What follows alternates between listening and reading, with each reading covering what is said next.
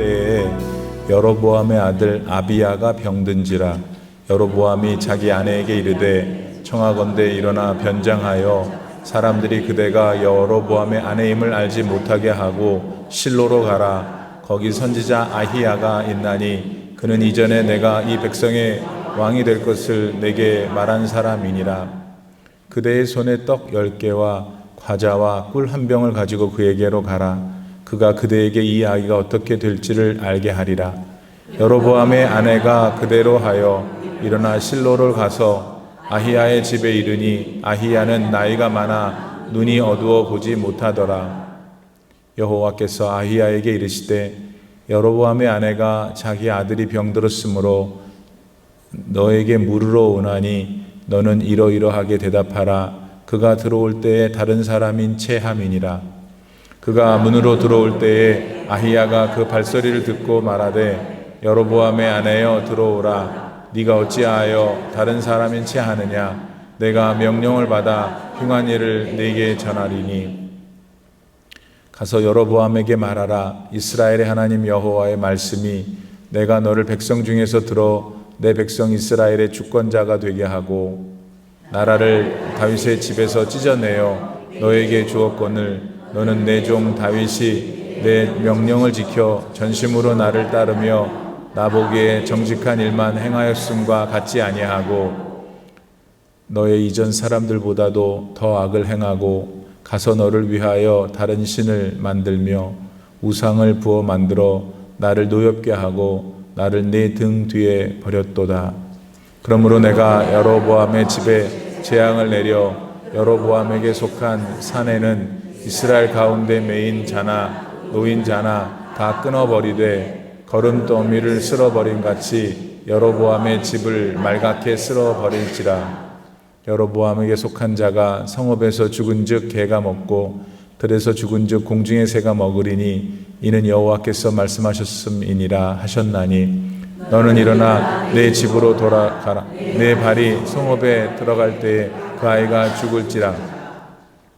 온 이스라엘이 그를 위하여 슬퍼하며 장사하려니와 여로보암에게 속한 자는 오직 이 아이만 묘실에 들어가리니 이는 여로보암의 집 가운데에서 그가 이스라엘의 하나님 여호와를 향하여 선한 뜻을 품었음이니라. 여호와께서 이스라엘 위에 하나 왕을 일으키신즉 그가 그날에 여로보암의 집을 끊어버리리라. 언제냐 하니 곧 이제라. 여호와께서 이스라엘을 쳐서 물에서 흔들리는 갈대같이 되게 하시고 이스라엘을 그의 조상들에게 주신 이 좋은 땅에서 뽑아 그들을 강 너머로 흩으시리니 그들이 아세라상을 만들어 여호와를 진노하게 하였음이니라. 여호와께서 여로보암의 죄로 말미암아 이스라엘을 버리시리니 이는 그도 범죄하고 이스라엘로 범죄하게 하였음이니라 하니라. 여로보암의 아내가 일어나 디르사로 돌아가서 집 문지방에 이를 때에 그 아이가 죽은지라. 온 이스라엘이 그를 장세하고 그를 위하여 슬퍼하니 여호와께서 그의 종 선지자 아히야를 통하여 하신 말씀과 같이 되었더라. 여로보암의 그 남은 행적 곧 그가 어떻게 싸웠는지와 어떻게 다스렸는지는 이스라엘 왕 역대 지략에 기록되니라.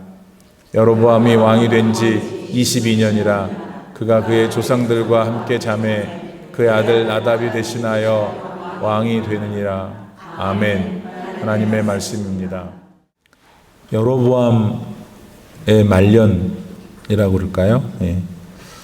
여로보암의 통치 기간이 22년이었는데 그가 말년에 어떤 모습을 갖고 있는지 어떤 일이 있었는지 하나님께서는 여로보암과 관계돼서 또 북쪽 이스라엘 사람들과 관계돼서 어떤 움직임을 가지셨는지 그런 것들을 살펴보면서 그 하나님께서 오늘 우리 하나님이심으로 많은 교훈을 받을 수 있게 됩니다.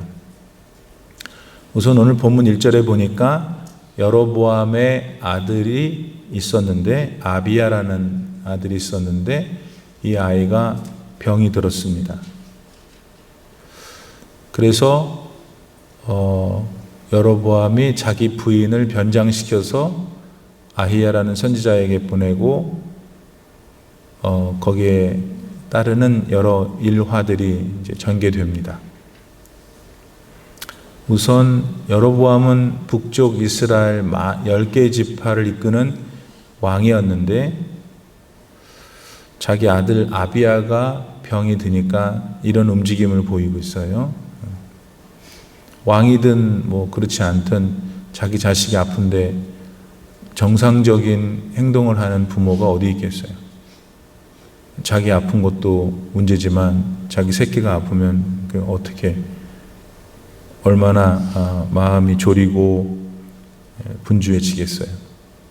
그래서 아비야가 지금 어떤 병인지는 성경에서 말하지 않지만 왕인 여로보암이 뭐 어디 그가 주로 잘 하고 있는 우상을 많이 갖다 놨잖아요.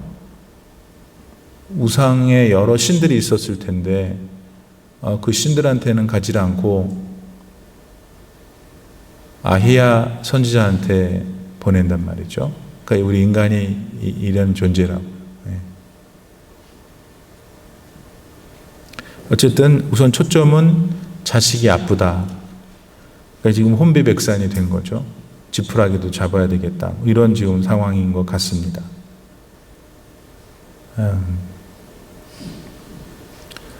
그러면 지금 여로보암의 아들 아비야가 현재 아픈 것이 그냥 보통의 경우에 인간사의 자연인의 삶에 찾아온 병일까? 이 부분은 그렇지 않은 것 같아요. 왜냐하면 지금 여로보암이 하나님의 주목을 받고 있죠. 솔로몬이 처음과 달리 그의 말년에 정치를 잘 못하고 신앙생활을 못하니까 하나님께서 이거 안 되겠구나 생각하셔서 그 이후에 이스라엘이라는 12개의 지파 가운데 10개를 찢어가지고 이 여로보암한테 준 거잖아요. 잘 해보라고. 너는 다윗 가문은 아니라 하더라도 네가 다윗처럼 나에게 신실하게 하면은 너의 가문이 왕을 이을 것이라는 약속도 주셨어요. 그 말을 한 사람이 오늘 여로보암의 부인이 찾아간 아히야 선지자였잖아요. 그랬는데 그만 여로보암이 그러질 못하고 있었어요. 근데 그러지 못한 것도 보통 그러지 못한 게 아니라 하나님이 제일 싫어하는 거를 했어요. 하나님이 제일 싫어하는 건 여러분 여러 가지가 있는데 그 중에 글쎄요 우리가 어떻게 그거를 추측할 수 있을까요? 출애굽기 20장 3절에 보면은 하나님께서 너는 나 외에 다른 신을 내게 두지 말라 그렇게 하시면서 10개의 계명 중에 첫 번째 계명으로 그 말씀을 주셨어요. 두 번째, 세 번째, 10번째 계명들이 다 동일하게 중요하죠. 그러나 왜 1번을 나 외에 다른 신을 두지 말라고 했냐면 그것이 흔들리면 나머지가 다 흔들리는 거니까. 여로보암은 그걸 지금 문제를 일으켰어요. 하나님 한 분만을 섬겨도 지금 그거 한데 아주 하나님은 나 몰라라 하고 여러 특별히 이집트에서 데리고 온 우상들을 갖다 놓고 자기를 위해서 자기가 우상을 만든다. 사람은 여러분, 우리 사람은요, 자기가 하나님도 만들 수 있어요. 그 처음 들어보죠. 어떤 사람은 예수님 안 믿는 사람 가운데는 부동산이 자기 하나님인 사람이 있어요. 명품 가방, 명품 차, 명품 집, 자기가 만들어 놓은 하나님이 있다고. 예수 믿는 사람들 가운데도 있을 수 있겠죠. 여로보암은 우상을 만들어 놓고 그것도 모자라서 제사장을 아무나 세우고 그것도 모자라서 하나님이 뜻한 바가 있어서 있던 이러이러한 1년에 어떤 때는 이렇게 하라라고 하는 시즌, 절기를 주셨는데 절기도 자기가 만들어 버렸어요. 다 해버린 거예요. 이 양반이 왜 이렇게까지 됐는지 잘 모르겠어요. 아히야 선지자를 통해서 일개 무명의 사람이었는데 북쪽 이스라엘의 왕까지 되게 했으면 정말 감지덕지하고 그 은혜에 최선을 다해서 하나님을 섬겼으면 얼마나 좋았겠어요. 그게 자연스러운데 이게 권력을 가지면 또 그렇게 안 되나 보죠. 근데 이분은 좀 더 심한 분이에요. 지금 아비야라는 여로보암의 아들 얘기하다가 여기 왔는데 이 아비야가 지금 병에 걸린 것이 보통의 경우에 병에 걸린 것이 아니다. 말하자면 병이 걸리면 전부 다 하나님이 화나서 주시는 거구나. 그렇게 생각하면 안 돼요. 그러나 어느 병은 어떤 환난처럼 하나님께서 사인을 주실 수도 있는 건데 본문은 그런 경우 같아요. 왜냐하면 어떤 남쪽 유다의 한 선지자가 왔었죠. 왕이 된 다음에. 여로보암이 자기가 마음대로 제사장 노릇하면서 제단에서 제사를 드리고 있을 때 그 선지자가 와가지고 경고하니까 하나님께서 그와 더불어 함께 하신 것을 나타내 주기 위해서 제단이 그 철판으로 되어 있는 제단이 쪼개지면서 그 제단 위에 있었던 재가 다 내려앉았단 말이에요. 아주 신기한 일이 생긴 거죠. 그럼 그때 깨달았어야지. 그걸 못 깨달고 오히려 남유다에서 온 자신을 질책하는 그 선지자를 잡으려고 하니까 손을 내밀었잖아요. 손이 말라버렸어요. 놀래가지고 그 사람한테 기도해달라고 그래서 다시 손이 풀리는 이런 일이 있었음에도 불구하고 그 이후로 계속해서 여로보암은 그것을 깨닫지 못하고 자기 멋대로 살았다 이거예요. 그런 중에 오늘 자신의 아들 아비야가 병에 걸렸는데 그 사람에게 있어서 가장 힘든 일을 하나님께서 건드신 거죠. 깨달으라고.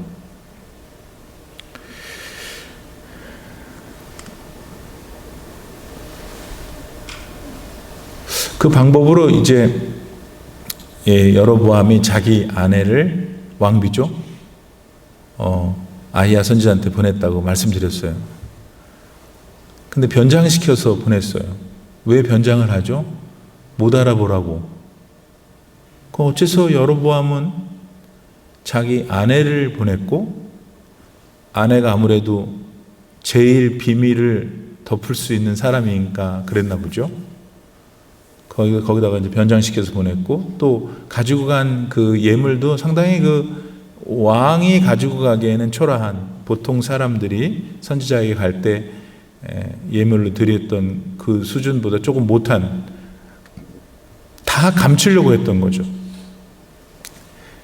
아내를 보냈고 또 변장시켰고 예물을 가져간 예물이 그냥 보통 사람이 가져간 지금 왕이 보낸 건데 그런 것도 왜 그걸 보냈을까? 그런 의문의 답은 이 모든 것들을 지금 본인들이 누구인지를 알아차리지 못한 채 아히야 선지자가 지금 자기 아비야 아들에 대하여 어떤 운명인지 말해주기를 뭐 더 나아가서 혹시라도 그분은 신령한 분일 테니까 혹시 기도해서 나아주면 좋겠다 이런 마음 가지고 보냈다는 것이죠.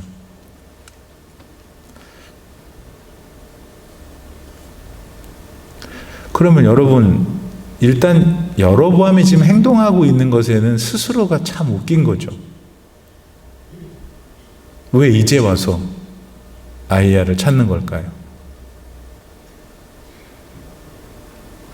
아히야한테 자신의 아내 왕비가 아니고 자신이 보냈다는 사실을 왜 알리고 싶지 않았을까요? 찔리는 게 있으니까 그랬겠지.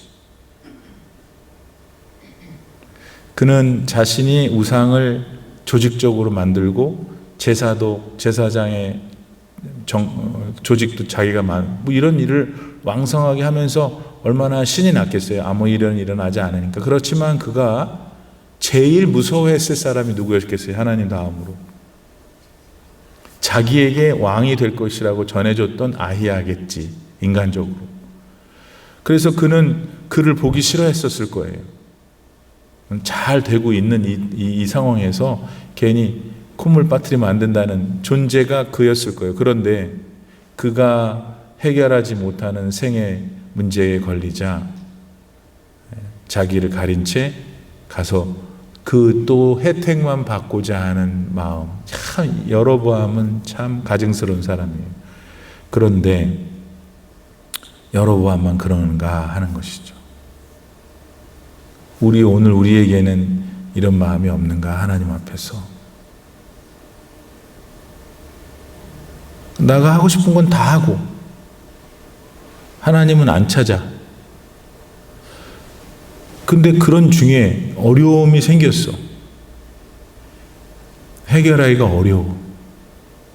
그러니까 하나님을 찾되, 하나님 나는 누군지 알려고 하지 마시고 내가 어려워하는 문제만 해결해 주세요. 다 요거거든. 오늘 우리가 그런 마음이 없는지. 자, 이런데 우리 하나님께서 집요하게 그러고 있는 우리를 하나님이 인식하고 계신다는 것을 우리가 알게 돼요. 하나님이신 예수께서 이 땅에 내려오셨어요. 가만히 보세요. 예수님께서 만나주셨다고 그럴까? 만나주셨다기보다도 예수님이 적극적으로 만나고 또 그 만난 그 상대방의 니드를 충족시켜줬던 그 대상들이 다 누구였냐면 창기, 세리, 죄인 등등등, 병자. 자, 근데 이 사람들의 공통점이 있어요. 뭐냐면은 안순교. 아니, 병자가 와가지고 왜 왔어? 가만히 있으면 되겠어요? 내가 여기가 너무나 아파요. 여기가 아파요. 나는 너무 큰 죄를 졌어요. 살려주세요. 다 그런 사람들이었어요. 근데 예수님이 어떻게 하셨어요? 그렇게 살아서 되겠어? 그렇게 살고 뻔뻔하게 살다가 이제 이랬어요? 예수님이 단 한 번도 그렇게 하신 적이 없어요. 그럼 그들은 각각이 원했던 것 받았어요. 병의 치료를 받았고, 심령의 치료를 받았고, 삶의 의미와 소망을 회복하는 축복을 받았어요. 반면에 유대 종교 지도자들이라고 불렸던 사람들, 학자연한 사람들, 율법을 많이 알았던 사람들, 나름대로 세계가 돌아가는 걸 알고 있는 사람들, 그래서 그렇지 못한 무지한 사람들을 이끌어갈 수 있는 위치에 있는 사람들 가운데 서기관과 바리새인들에 대하여 예수님은 엄청나게 화를 내셨어요. 왜냐하면 그들은 자신을 속였기 때문에, 하나님 앞에서, 자신 앞에서 자신을 드러내지 않았기 때문에. 모르는 거를, 예수님이 모르는 거를 드러내지 않으면 좋죠. 예수님은 하나님이신데 어떻게 모르는 게 있겠어요? 여러분, 여로보암이 아내를 시켜서 자기 아들 아비야 문제를 해결하러 아이야 선지자한테 보냈다. 이 구약의 예약이에요. 어떤 마음이었을까? 그 마음이 오늘 우리 마음에는 없는 걸까? 생각해 보았습니다. 여러분, 예수님은 하나님의 아들이시고 하나님이셔요. 성령으로 우리 가운데 계셔요. 우리의 모든 것을 알고 계세요. 그러니까 여로보암처럼 우리 자신을 숨기지 말고 온전하게 드러내요. 드러내야만 치료가 돼요. 드러내야만 회복이 되는 거예요. 하나님께서 우리 마음을, 인격을 확 찢어가지고 끄집어내지 않으신다고요. 그래서 하나님이신 거예요. 그래서 우리가 그 하나님을 경외하는 거잖아요. 우리가 만든 신, 우상들은 우리를 마음대로 조종하잖아요. 하나님은 우리를 조종하지 않으세요. 조종하셔도 되는 분이 조종을 안 하시고 조종을 하지 않아야 될 것들이 조종을 하는 거죠.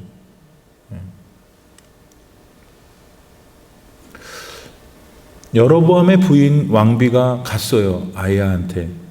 근데 아이야는 오늘 본문에 보니까 나이가 많아서 눈이 안 보였어요. 그럴 수 있죠. 제가 목사로 목회를 하다 보니까 몇 가지 그냥 공통적으로 발견되는 게 있어요. 제가 담임을 3번째 하다 보니까 연령이 비슷한 분들의 회자되는 용어들. 근데 그 중에 하나가 뭐냐면 60살이 딱 되면서부터 눈, 코, 입, 이 두상에 있는 것 중에 하나가 약해진다는 거예요. 근데 목사님 저는 70인데도 눈도 그냥 다 보이고 그럼 할렐루야 아멘이에요. 그러지 않은 분은 하나님이 또 더 어떻게 무슨 뜻이 있으셔서. 근데 보통은 이쪽 두상 쪽에 있는데 하나가, 그래서 굉장히 젊은 분인데 성가대를 못하겠다는 거예요. 자꾸 소리가 들려갖고 이명이 나서. 아주 젊은 분인데. 그런 분들이 우리 교회만, 지금 우리 교회도 있지만 다 있어요. 나이가 많이 들어서 오늘 본문에 아히야 선지자가 눈이 안 보인 거예요. 근데 성경에는 왜 그 얘기를 여러분에게 설명드리냐면, 눈이 안 보였다는 표현이 아무런 형용사가 없으면은 이 사람이 이 육신의 눈이 몬 게 아니라 영안이 지금 껌껌하다 이럴 수도 있거든요. 근데 성경은 의도적으로 오늘 아히야 선지자 앞에 늙은 거를 표현함으로써 생리적으로 찾아온 눈이 좋지 않은 걸 말하고 있어요. 왜 그랬냐면 또 다른 이유가 숨어 있죠. 아히야가 눈이 안 보이니까 여로보암의 아내가 들어오니까 못 봤을 거 아니에요. 근데 그 전에 하나님께서 이런 여자가 올 것이다, 왜 온다 다 알려주셨잖아요. 그러니까 눈은 안 보였어요. 그러나 하나님의 성음을 듣고 들어오고 있는 사람의 소리를 들으면서 너구나 들어와라 이제 그런 얘기를 하잖아요.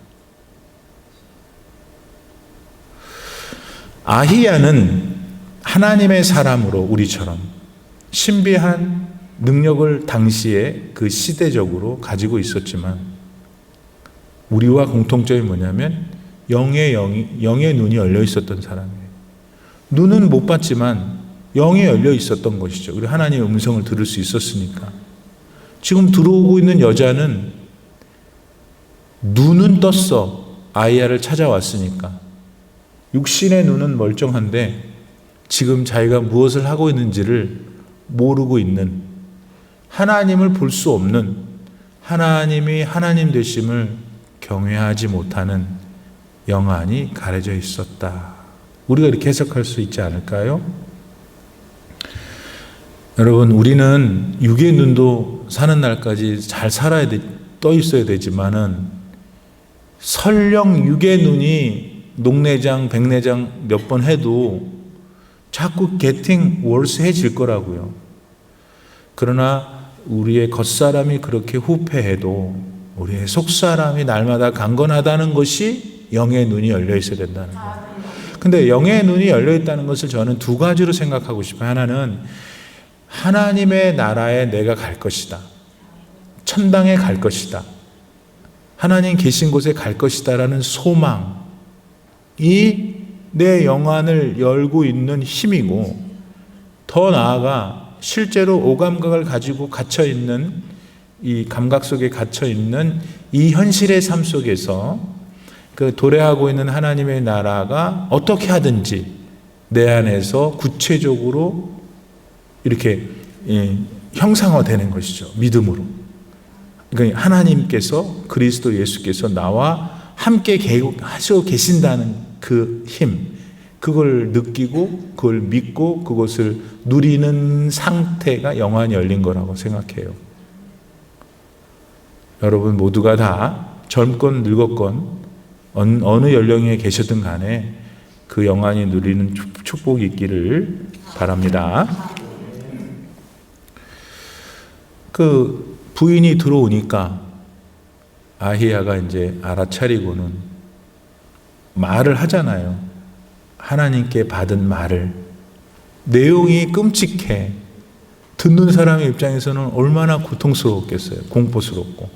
아니, 아비야 아들 어떻게 살려볼까 하는 한 가닥의 희망을 가지고 왔을 터인데 아들이 죽는다는 거야.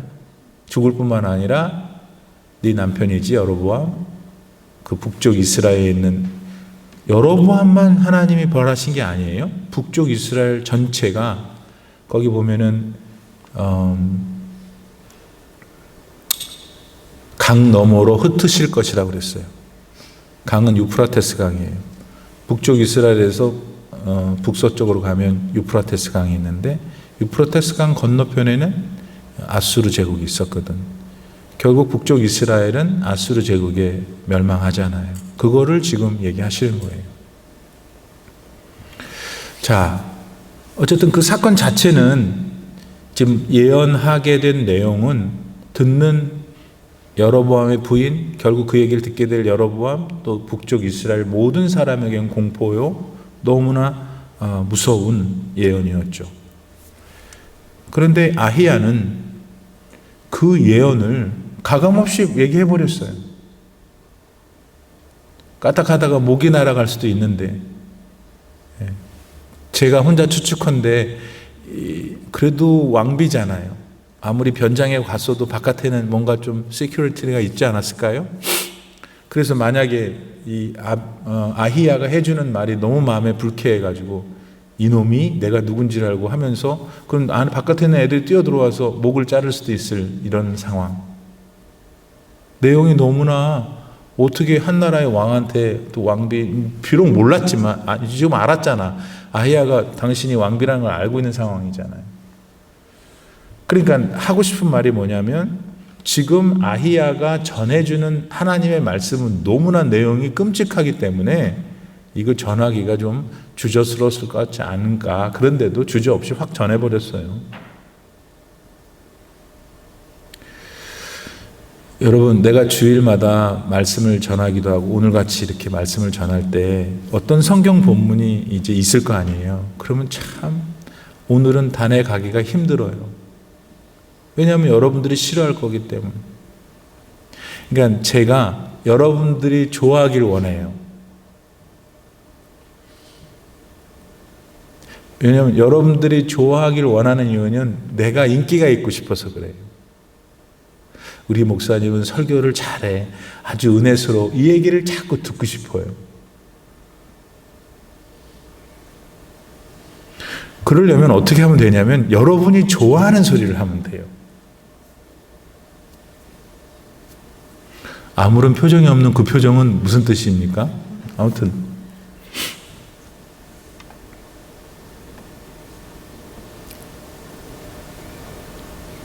그리고 만약에 52개 주를 지나봐요. 그러면 여러분은 무지 행복해요. 그러나 하나님의 말씀의 절반은 못 들은 거예요. 그러니까 맨날 쌀밥만 먹은 거예요. 그러니까 당이 걸리고 당이 심해지니까 그 다음 단계로 가는 거죠. 보리밥도 먹고 콩도 먹고 매운 것도 먹고 짠 것도 먹고 그래야 돼요. 그래야 건강하신 거예요. 그런데 하나님의 말씀 가운데는 오늘 신명기 28장을 가서 보세요. 신명기 28장 출발점은 진짜 너무 황홀해서 달달달 외울 거예요. 그런데 우리는 그 십몇 절 이후는 안 읽어요. 왜냐하면 그 앞에 나오는 28장 1절부터 십몇 절까지 그 모든 축복의 말씀과 완전 반대거든. 너가 나가면 저주를 받을 것이고 절대 안 읽어요. 거기는 빨간 줄로 안 쳐있죠. 가서 보세요. 그게 우리의 연약함이에요. 그게 우리의 현주소예요. 말씀드리려고 하는 것은 제가 다 얘기했잖아요. 더 얘기할 게 없어요. 그게 다 사실이니까. 그렇지만 본문이 그런 본문이 내 마음에 찾아오고 하나님 주시면 해야죠. 여러분, 어떤 사건을 주제로 한 설교를 하는 것은 조금 쉬워요. 준비하기가. 근데 이제 철학이나 신학이나 교리나 제 인문학이나 저의 모든 능력을 동원해야 되는 그런 본문도 있어요. 왜냐하면 그냥 몇 말씀이 있어요. 그러면 이 몇 말씀을 그 뜻을 하는 걸 하나님의 마음을 전해야 되니까 동서남북에서 다 끌고 와야 돼요. 뭐 그러지 않아도 조금 더 수월한 본문이라 하더라도 머리가 쇠지만은 은퇴를 하고 싶다면 제가 매 주말마다 찾아오는 이런 강박관념 또 무슨 우리도 행사들이 최근에 많았잖아요. 여러분 진짜 정말 제 말로 후달려요. 왜냐하면 거기엔 여러 가지 동기가 있어요. 제일 첫 번째는 솔직히 말씀드리면 내가 하나님 말씀을 전하는 사람인데 하나님 말씀이 전해져야 될 거 아닌가. 그러니까 두려워요. 제가 까짓것 이 본문 하나 가지고 아무런 원고 없이 제가 20-30분을 못하겠어요? 근데 그렇게 하는 게 하나님의 말씀이냐라는 나의 질문에는 무섭죠. 하나님이 저한테도 왜 네 얘기를 하냐 하시니까. 그러지 않기 위해서는 뭐 다른 노력이 또 필요하잖아요. 그래서 힘이 든 거죠. 그래서 아마 목사님들이 은퇴를 하시는가 봐요. 네. 근데 다시 본문으로 돌아와서 아히야가 자기가 들은 이야기를 비록 피차가는 인간으로서는 서로 좋아하지 않는 내용이지만 하나님의 말씀이었기 때문에 가감 없이 전했다라는 것이 사실이잖아요. 본문에. 그렇듯이 오늘 교회는 우리 교회를 얘기해야 돼요. 교회는 하나님의 은혜, 하나님의 자비하심, 하나님의 사랑, 하나님의 인내 이거 전해야죠. 이것도 하나님이시니까. 그렇지만 하나님이 싫어하시는 거, 하나님한테 그렇게 하면 혼나는 거, 그런 것도 여러분이 알려줘야지 여러분이 온전하게 건강한 사람으로 살 수 있지 않을까요? 그래서 이번 주 주일부터 딱 오시면은 오늘은 많이 혼나겠구나. 제가 여러분 혼내는 게 아니에요. 오늘 하나님이 나에게 이게 필요하셔서 주시나 보다. 그렇게 하면 또 우리가 또 그 한 주간을 은혜롭게 보낼 수 있지 않을까 싶습니다. 그 다음에 이제 9절 11절까지 벌써 내려왔는데 뭔 상황이 벌어졌냐면 하나님께서 여로보암이 자신을 어떻게 대했는지를 말씀하세요. 엄청 여러분 살 떨려요. 여로보암이 10개 지파를 딱 떼서 줬는데 그가 그 이후로 한 여러 행위들이 있었을 거 아니에요? 하나님이 그게 너무나 속상하셨던 거예요. 그런데 속상하셨는데 그 속상하신 것을 뭐라고 표현하시냐면 이렇게 표현하세요. 여로보암이 나에게서 등을 돌렸다가 아니야. 보통은 사람이 이렇게 배신 등 돌린다 그러잖아요. 그 정도로 충분히 마음이 전달이 되는데 하나님이 얼마나 지금 속이 아프신지 걔가 나를 등 뒤에 버렸다 이렇게 표현하죠. 9절 맨 마지막 절에.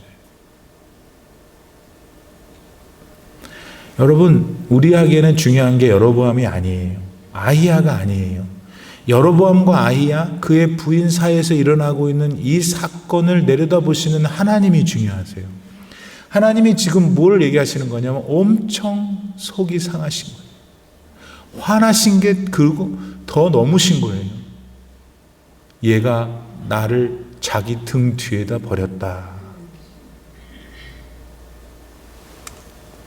그러면 빨리 우리는 이걸 대입해야 돼. 그래도 내가 하나님한테 등을 진 적은 있어도 하나님을 어떻게 등 뒤에다 버린 적은 없죠. 그래야죠, 당연히. 그리고 등 돌려도 안 되고. 아멘? 보세요. 제가 이제 조금 더 말씀드릴게요. 사무엘상 2장 30절에 하반부에 보면 하나님이 이렇게 얘기하셨어요. 나를 존중히 여기는 자를 내가 존중히 여기고 나를 멸시하는 자를 내가 경멸하리라. 여러분 하나님이 지금 느껴지세요? 우리 가운데 계신 게 느껴지세요? 예.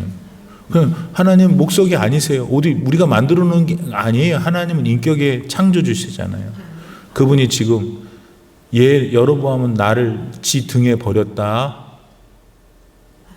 하고 계시는 것이 무슨 코믹하게 얘기하시는 거겠어요? 저킹리 얘기하시는 거겠어요? 얼마나 하나님이 지금 눈물을 흘리시는 거예요, 가슴에. 그 여로보암과 더불어 자기를 버렸던 북쪽 이스라엘 사람들에 대하여 오늘 올림피아나 장로교회에 속해 있는 우리들 가운데 어떤 사람들을 향하여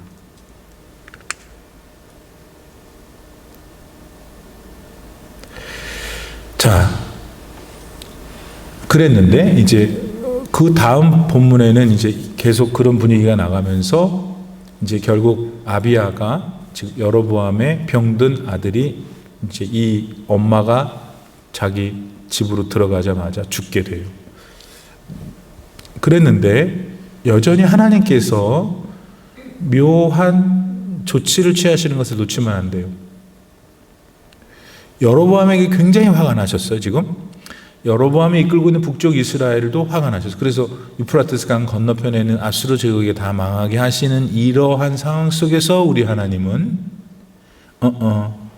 아비야는 걔만, 여로보암 집안 내의 걔만 묘실에 들여보내라. 목사님, 그럼 무슨 의미가 있어요? 무슨 의미가 있다니요, 여러분? 예.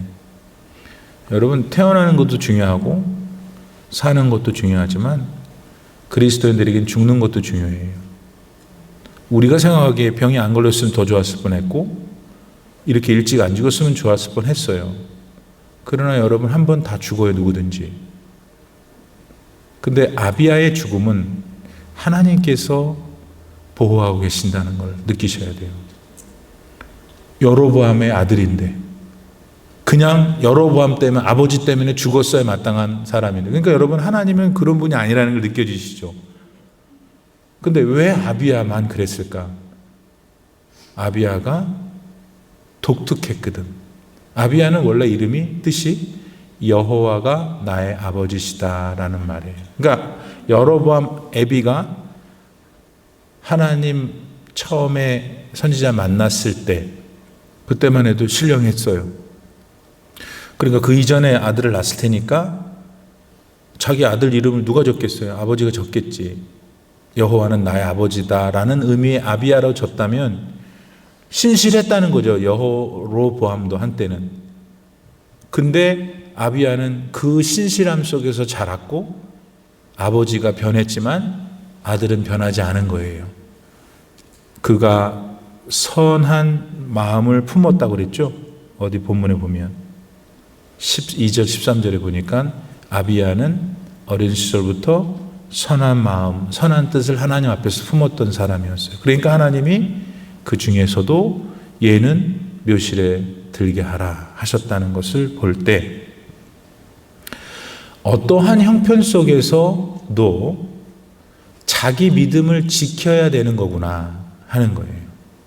그냥 여로보암과 싸자기로 다 하나님이 관계없이 하시는 게 아니라 그 열악한 우상 숭배의 시국 속에서도 아비야는 선한 마음, 하나님을 경외하는 마음을 갖고 있었다.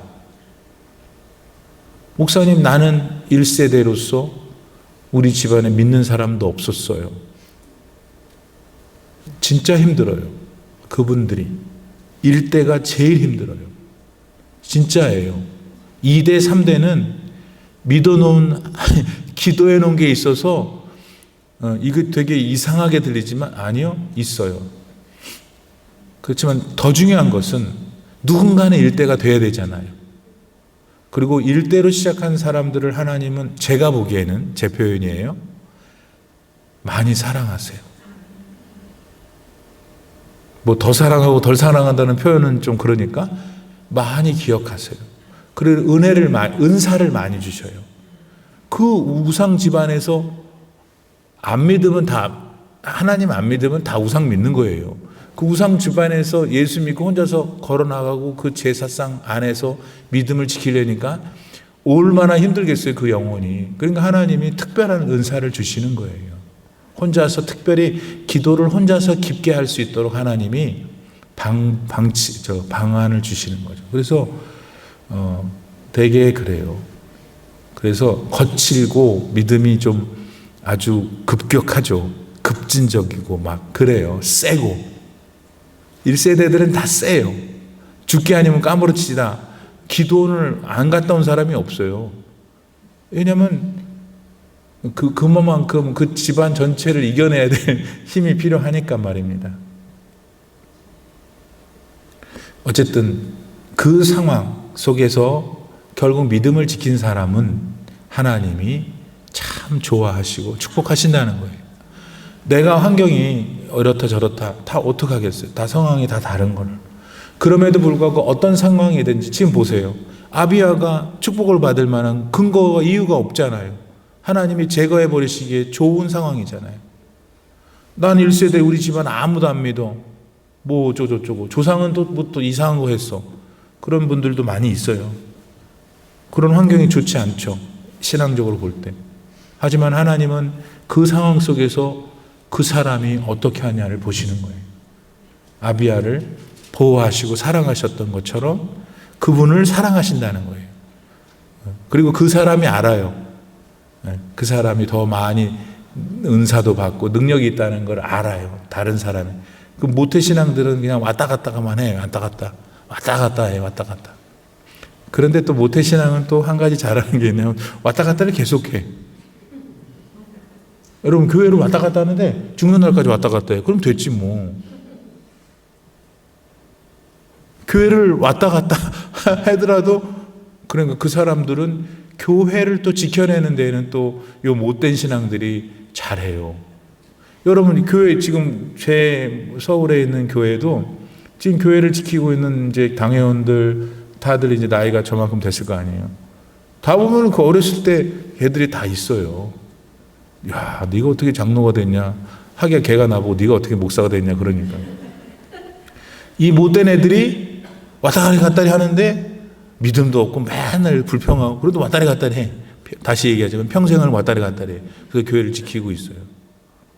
그런 또 하나님이 은혜를 주시고 또 상황이 또 좀 이런 어려운 분들 1세대 특히 일대 많이 힘들어요.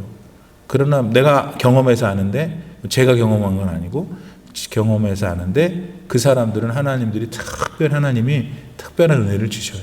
잘 이길 수 있도록. 마지막으로 하나만 더 하고 끝냅시다.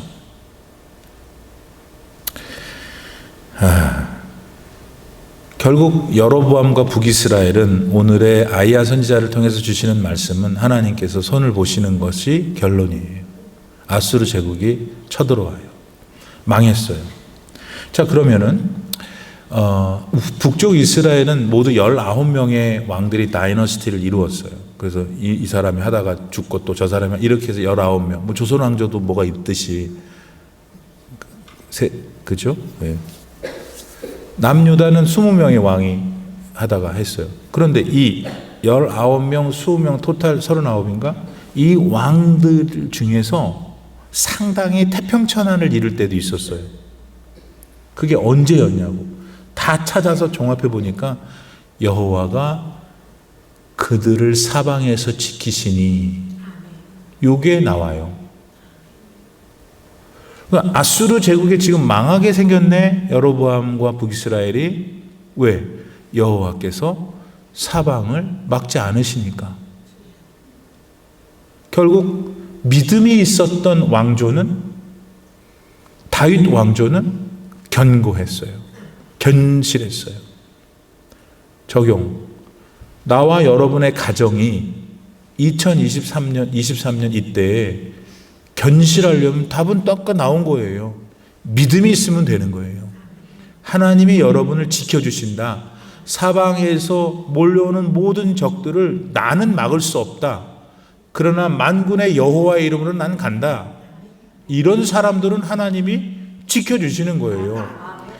39명의 왕들이 모두 다 망한 것도 아니고 모두 다 잘 산 것도 아니야. 그러면 차이가 있다는 것은 뭐냐면 본인이 2023년 24를 여기에 있는 모든 분들이 누가 더 하나님을 믿느냐, 하나님을 누가 더 경외하느냐, 거기에 따라 자신의 삶이 축복된 삶이 될 수 있다는 것을 배울 수가 있어요. 사랑하는 여러분, 우리가 하나님 나라에 갈 때까지 이 땅에서 살아야 되는데 이 땅에서도 하나님의 나라가 가고 싶은 하나님이어야 되잖아요. 여기서도 하나님께 축복받고 그 축복을 완전하게 받을 수 있는 곳이 천당이니까 가는 거지. 천당 가도 별것도 없는데 왜 가요? 오늘 여기서 그러므로 하나님의 나라를 누려야 돼요. 하나님 살아계심을 믿어야 돼요. 여로보암처럼 그렇게 삐딱선을 틀면 안 되고 하나님 앞에 자기를 드러내고 하나님이 하나님 되심을 증거하며 믿으며 선포하며 사는 여러분들 되시길 축복합니다.